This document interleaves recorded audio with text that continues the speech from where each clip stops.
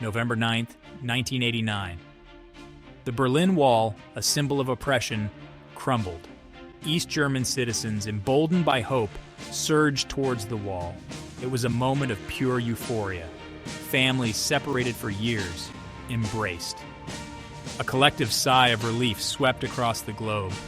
The fall of the Berlin Wall felt like a new dawn, a promise of a world united. This was the hope that blossomed on that historic night. Television screens around the world flickered with images of the falling wall. News anchors struggled to contain their emotions. From New York to Europe, people gathered around radios and televisions. The world held its breath, captivated by history in motion. In Washington, D.C., I watched with cautious optimism. The fall of the Berlin Wall was seismic, but its implications were unclear. Celebrations in Berlin continued, but a sense of foreboding crept in. The world teetered between hope and despair.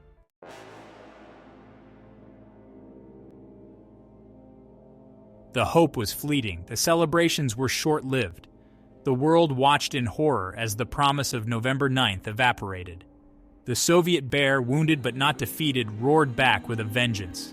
Orders were issued, troops mobilized, and the iron fist of oppression slammed shut. The wall, once breached, was reinforced with brutal efficiency. Barbed wire, once torn down, was restrung with cruel precision. The message was clear: freedom would be denied. The citizens of East Berlin, so recently drunk on hope, were dragged back into the nightmare of oppression. Their dreams of a unified Germany, of a Europe free from division, were crushed under the weight of Soviet might. The world, so recently united in celebration, was now united in condemnation. But condemnation was not enough. The Soviet Union, emboldened by its show of force, tightened its grip on Eastern Europe. The West, caught off guard, struggled to formulate a response. The Cold War, far from being over, had entered a dangerous new chapter.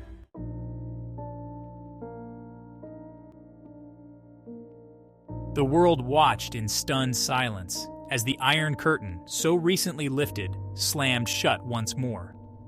Television screens, which just days earlier had broadcast scenes of jubilation, now showed Soviet tanks rumbling through the streets of Berlin. The initial euphoria evaporated, replaced by a chilling wave of disbelief. The West, so recently triumphant, was now confronted with a stark reality. The Cold War was far from over. In homes across the globe, families gathered around their televisions, their faces etched with a mixture of confusion and fear.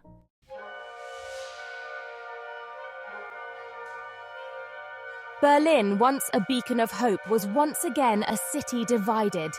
The wall, hastily rebuilt and reinforced, stood as a stark reminder of the communist regime's brutality. Families, reunited for a fleeting moment, were torn apart once more. The laughter and joy that had filled the streets were replaced by an eerie silence, broken only by the tramp of military boots and the rumble of armored vehicles. East German citizens, their dreams of freedom crushed, retreated into a forced silence. The Stasi, East Germany's notorious secret police, reasserted its control, silencing any whisper of dissent. Fear, once again, became the dominant emotion in the East. In West Berlin, a sense of shock and anger prevailed. The vibrant, free city, a symbol of Western resilience against communist oppression, now found itself on the front line of a renewed Cold War. The United States, its military presence a reassuring sight for decades, seemed powerless to prevent the Soviet crackdown. The atmosphere was tense, the air thick with uncertainty. The eyes of the world were fixed on Berlin, a city that had become once again the epicenter of global tension, a microcosm of a world on the brink. As news of the Soviet crackdown spread, a wave of condemnation swept across the globe. Governments denounced the use of force and called for a return to the status quo ante. Protests erupted in cities around the world. The United Nations Security Council convened an emergency session. The Soviet Union blocked any resolution condemning its actions. The world was powerless to stop the Soviet Union. In Washington, D.C., President George H.W. Bush faced a defining moment. The Soviet Union's actions represented a direct challenge. The question was, how to respond. Military options were considered, but the risk of escalation was too great. The world found itself held hostage by the threat of mutually assured destruction. The Cold War had entered a new and more dangerous phase. The hope with the fall of the Berlin Wall had been crushed. The world held its breath, bracing for a future shrouded in uncertainty and fear.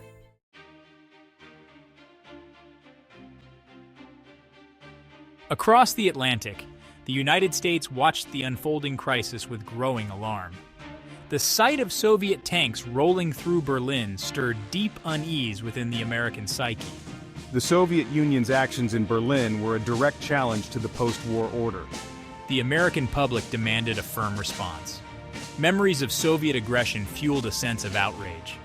The Cold War was suddenly back with a vengeance. The United States found itself thrust back onto the front lines. Within the halls of power in Washington, D.C., a sense of urgency prevailed. Emergency meetings were held and options were debated. The United States, as the leader of the free world, could not afford to stand idly by. The challenge was clear: to deter further Soviet aggression without provoking a wider conflict. The stakes were incredibly high. The world watched and waited, holding its breath. The fate of Berlin, of Europe, and perhaps even of the world, hung in the balance. After careful deliberation with my national security team, we decided on a two-pronged approach: diplomacy and military strength. The United States rallied its NATO allies, presenting a united front against Soviet aggression. However, words alone would not deter the Soviet Union. President Bush announced a significant increase in the United States military presence in Europe. Additional troops, tanks, and aircraft were deployed to West Germany. The tempo of NATO military exercises was stepped up, sending an unmistakable message to Moscow. The line had been drawn in the sand, and the message to Moscow was clear: thus far and no further. The atmosphere in Europe grew heavy with tension and fear. American and Soviet tanks facing each other in Berlin was a stark reminder of the fragility of peace. Military vehicles, fighter jets, and soldiers patrolling created an atmosphere of unease. Newspapers ran headlines proclaiming Europe on the brink. The specter of nuclear war re-emerged with terrifying immediacy. People started stocking up on essential supplies, fearing the worst.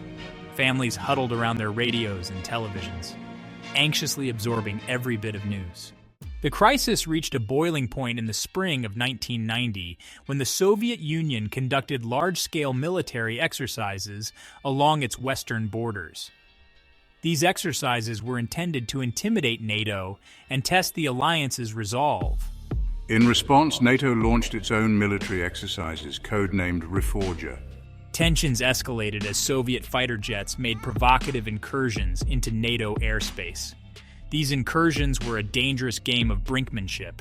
NATO scrambled its own fighter jets, leading to tense encounters in the skies over Europe.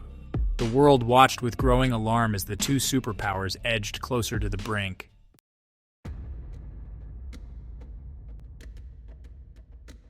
The world had grown accustomed to the rattle of sabers, the pronouncements of strength.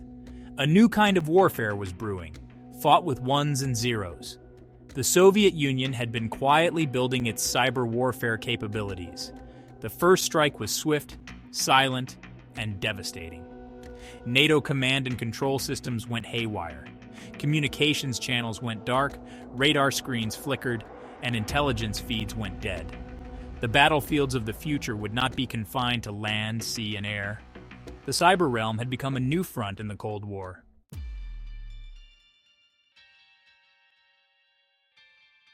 The cyber attack was only a prelude to a more brazen assault. Soviet Spetsnaz units, elite special forces, had been secretly positioned near key border crossings in Berlin. Under the cover of darkness, they struck. Explosions rocked the checkpoints as the Spetsnaz seized control. As the sun rose over Berlin, the world watched in horror.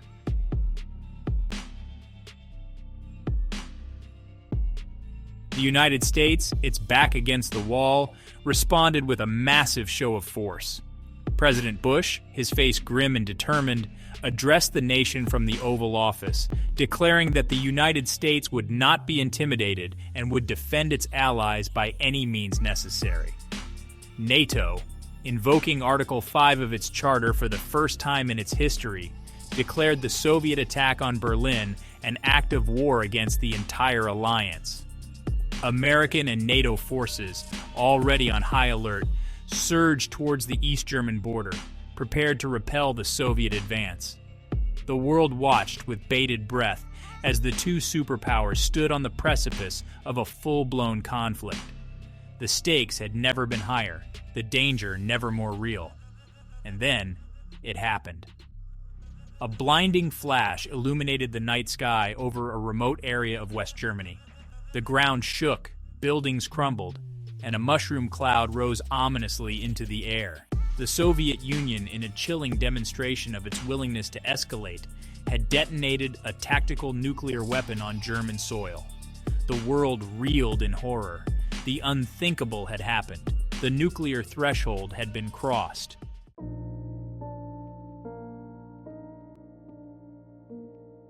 The world held its breath. The initial shock of the nuclear detonation gave way to a chilling realization. The world as they knew it was gone. The Cold War, which had been a constant but abstract threat for decades, had suddenly become terrifyingly real. The prospect of a full-scale nuclear exchange, once unthinkable, now loomed large. Panic gripped populations across the globe. Governments struggled to maintain order as citizens, fearing the worst, emptied grocery store shelves and sought shelter in makeshift bomb shelters. The airwaves crackled with static and pronouncements, pleas for calm interspersed with pronouncements of defiance. In the frantic hours that followed, a fragile ceasefire was negotiated. The United States, while outraged by the Soviet Union's use of nuclear weapons, recognized the terrifying reality that any further escalation could lead to global annihilation. The world, teetering on the brink, was pulled back from the abyss. But the world that emerged from the shadow of the mushroom cloud was a changed place, forever marked by the specter of nuclear war. The Cold War, far from being over, had entered a new and even more dangerous phase.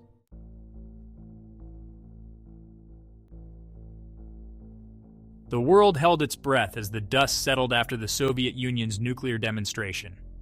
The detonation had served its purpose. It shocked the world into a terrified silence. The Soviet Union, under Gorbachev, showed its willingness to use any means necessary. Negotiations commenced almost immediately. The atmosphere was thick with tension. The United States found itself having to compromise. The Soviet Union pressed its advantage. The result was a bitter pill for the West to swallow. The United States agreed to recognize East Berlin's fortified status and to scale back NATO's military presence in West Germany. The Soviet Union announced the formal annexation of East Germany. The world watched, a mixture of relief and disappointment washing over them. The crisis had been averted, but at a terrible cost. The Iron Curtain had been reinforced with concrete and steel, with the added threat of nuclear annihilation. The ramifications of the Soviet Union's bold move reverberated across the globe. In Eastern Europe, nascent democracy movements were brutally suppressed. The dream of a Europe whole, free, and at peace seemed like a distant memory. European allies, shaken by the Soviet Union's nuclear threats, distanced themselves from the U.S. The Soviet military, flush with its success in Berlin, gained unprecedented influence. The Cold War had entered a chilling new chapter, with higher stakes and immediate threats.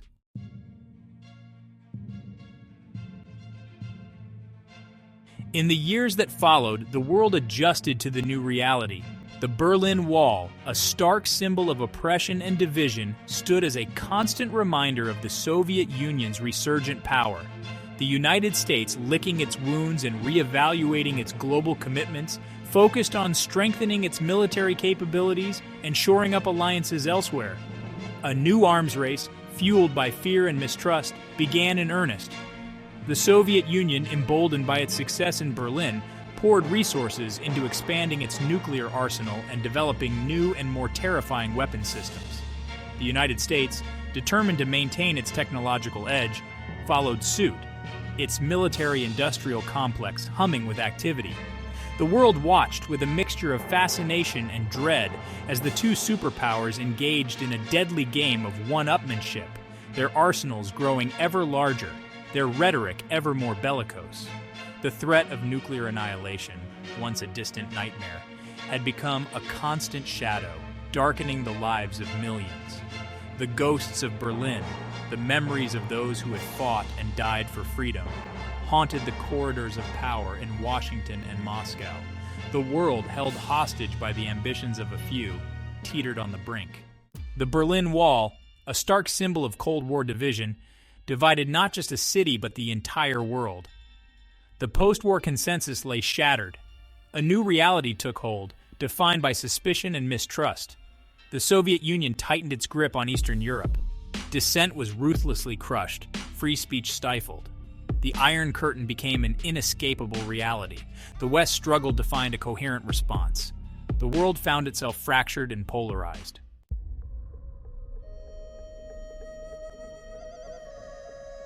Emboldened by its success in Europe, the Soviet Union sought to expand its influence far beyond its traditional sphere. The Kremlin embarked on a global campaign of subversion, propaganda, and military adventurism. In Africa, Latin America, and Southeast Asia, the Soviet Union found fertile ground for its anti-Western ideology. Providing arms, training, and financial support, the Kremlin fueled instability and undermined Western influence.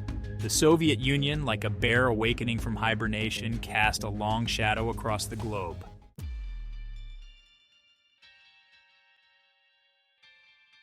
Section 3: Seeds of Dissension. The Soviet Union projected strength, but cracks were appearing. Economic costs and repression sowed discontent. Promises of equality clashed with scarcity. Whispers of dissent grew louder. The KGB tightened its grip. Seeds of doubt lay dormant, waiting to sprout.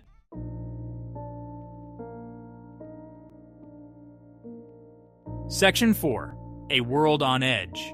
As the 1990s progressed, the world found itself locked in a tense and unpredictable standoff. The threat of nuclear annihilation had receded, replaced by a gnawing sense of unease. In the West, life went on, but the shadow of the Berlin Wall loomed large. The Cold War shaped everything from foreign policy to popular culture. A generation came of age under the threat of nuclear annihilation. Meanwhile, behind the Iron Curtain, the struggle for freedom continued. Ordinary people resisted, their courage a beacon of hope.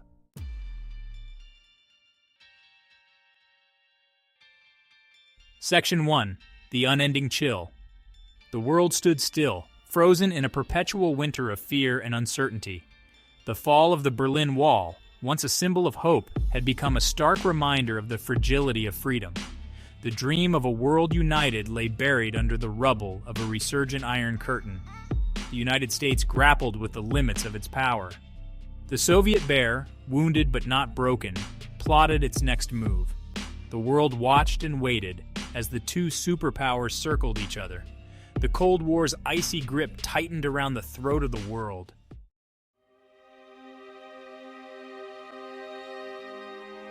Section 2: Echoes in the Present. The fall of the Berlin Wall was a turning point, a moment of both great promise and great peril. The ideological divisions and geopolitical rivalries did not vanish with the wall. They remained, waiting for an opportunity to re-emerge. This alternate history reminds us that our choices have lasting consequences. The echoes of the Cold War can be heard in today's rhetoric and news. We must honor those who fought for freedom by striving for a future of peace and cooperation.